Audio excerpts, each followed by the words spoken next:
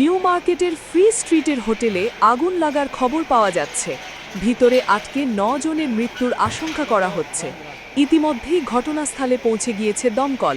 ঘটনাস্থলে রয়েছে বিপর্যয় মোকাবিলা বাহিনীও। ধোঁয়া দেখেই প্রথমে আগুন লাগার খবর ছড়িয়ে পড়ে। পুলিশ জানাচ্ছে প্রাণঘাতী হয়েছে এই ধোঁয়ায়। হোটেলে বেরোনোর রাস্তায় আগুন লেগে যাওয়ার ফলে এবং সময়টা মধ্যরাত হওয়ার ফলে আগুন লেগেছে। এই আঁচ পেতেই বড্ড দেরি হয়ে গিয়েছিল অনেক আবাসিকের। আপাতত ঘটনাস্থলে রয়েছে উপস্থিত নিউ মার্কেট থানার পুলিশ।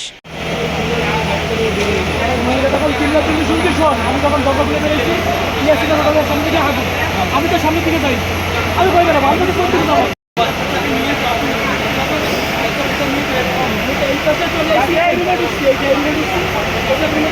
चारों तरफ रहे तो बना खावा